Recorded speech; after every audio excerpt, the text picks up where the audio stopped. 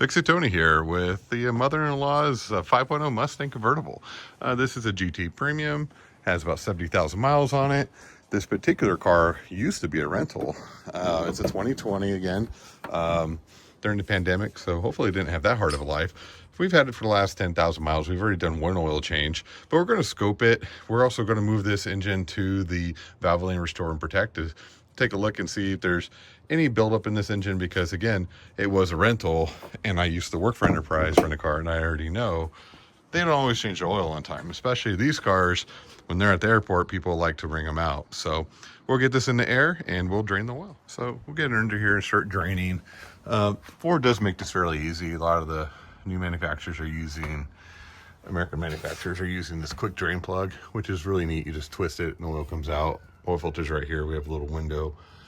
Just move this thing out of the way and you can go up there and get to that. I do like this, but I don't like the plastic oil pans. You can kind of see it's sweating already. That is not abnormal. I see this quite a bit on these plastic ones. Unfortunately, everyone says they're not supposed to do that, but they do. So anyway, we're just gonna give this thing a twist and take it off. Try to do this one-handed without dumping oil over myself. We'll see. Oop, and there she goes. And I did dump oil on myself, but not terrible, but definitely got some oil on myself here. So that thing does drain fairly quick though. And we're at I think 5,000 miles on this since last oil change, but that is pretty black oil. You can kind of see what happens over time with these plastics, and that's why they erode and have issues over time. So in any case, we're going to go and let this drain, and then we'll get this filter off here in a few minutes. Okay, we'll take our scope here and take a look inside and see if there's anything worth looking at. Let's take a look. Oh yeah, see, she has a lot of varnish in there. That's the pickup right there. So this is a good candidate. We can kind of see if this varnish disappears.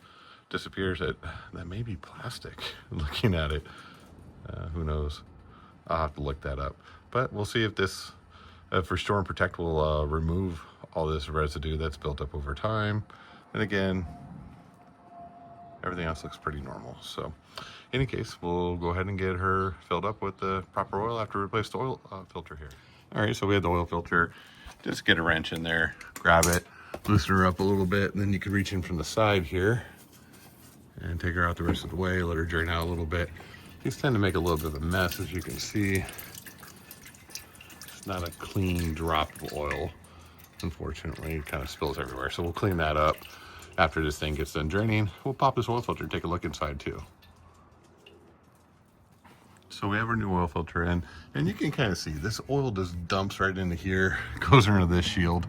I'm going to take this shield off because I'm betting more likely than not that the oil is getting trapped here from every oil change and nobody's taking the time to clean it, and that's what the oil over here is in it. Not from oil pan leak, but actually from this being filthy dirty with oil. This looks like it has a bunch of 7mm. So we're just going to take this plastic shield off and clean it off so we're not dealing with that in the future.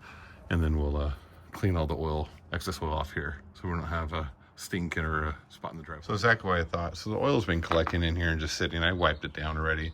It's just these 7mm screws come out of here. You can pull it out, wipe it down. That way you don't end up with oil getting splashed around after you do the oil change.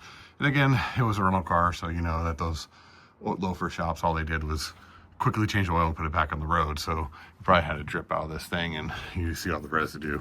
And that's all because they just did a sloppy job and nobody ever cleaned it. So we'll clean it up, get her back together, get her on the ground, and put some oil in her. One last thing, I was going to rotate these tires. That tire looks phenomenal. This one, we have a problem. You can see it. It's kind of worn on the inside. Car's never had a alignment since we've owned it. So I'm not going to rotate this back yet because, again, we can always do the burnout correction here to make this even. But we're first going to get the alignment done. Then we'll rotate it back. So we'll deal with that next time. Something to look forward to too. We will be servicing the 10-speed automatic with 100% flush and a pan drop. So we got everything done here. Everything's all cleaned up. We'll put this little piece back where it belongs. We'll get her down and put some oil in her. Some people love this, some people hate it. Anyway, we're gonna take a look at the inside of the filter here. Just show before and after. Looks like this looks pretty decent. There's nothing crazy. The oil doesn't look awful. And this is, again, just before we start using Restore and Protect. That looks good. We'll look at our filter element. It looks really good. I don't see anything hiding in there that scares me. It looks fine, no problems. Pull our spring out. That looks fine, nice and clean. And then we got our heavier weight oil that stays in there. Doesn't look horrible. It pours out, it's not sludgy. And there's nothing in there. So this is what it looked like before. And now we will do the next oil change here in about, we'll do it sooner, probably at 5,000 miles, and we'll see what we look like then. Okay, so first oil change with Valvoline Restore and Protect. This stuff is getting expensive, guys. I've had multiple people report it. $30 for a 5-quarter, and I know people complained and asked how in the world the Lexus can carry 10 quarts of oil. This bad boy also carries 10 quarts of oil, so it's a lot of oil. But again, you got a big multi-cam, 4-cam engine. It does require more oil, and that res very high, just like the other engine. So we'll put 10 quarts of oil in this beast, and we'll get started. Also, Valvoline Restore Global. If you go there to Valvoline Global, you'll be able to see that there's a discount for buying this oil if you buy it in advance. I unfortunately ran out before they can ship me new stuff, so I end up having to go get raped and pay the $30 for a 5-quart instead of the 20 to 25 that I have been paying. So we'll get her filled up here. So we're about to get this car out of here. I actually had a communication error on this car. We couldn't figure out what it was. We're going to take it into the dealer, which I absolutely hate doing unless I have to. So I wanted to just do a quick visual, make sure all the connections are good. And lo and behold, what we find here. And this is what we call rodent damage. This does happen once in a while, especially out here in the desert. He was trying to make a little nest down here and started chewing away at some wires. So unfortunately, we're going to have to figure out what this is and get it replaced. I'm not really sure what it is actually, but we'll get it figured out. And that's the root of that problem. And then I'll show you how to how to reset the change oil light on this. Okay, so we just went ahead and repaired the harness. It was just a loop wire that this little mousey or rat or whatever it was decided to chew on, but that fixed our light, our traction control light turned off. Saved us a couple $100 going to the dealership. But again, that's why it pays to look around. So in any case, we're going to jump in the car and I'll show you how to reset the change oil light here. Hop in, go to on screen. We're just going to go to your main menu here.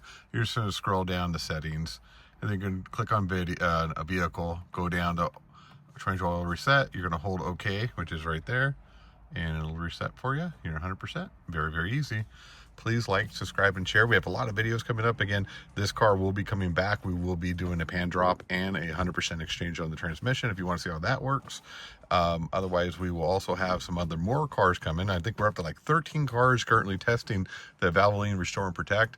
Please like, subscribe, and share. I appreciate it. We're over 2,000 subscribers and growing every day. The more you guys like and subscribe, the more you share, the more I can produce more content, or at least convinces me to. So thanks a lot for watching. Have a great day.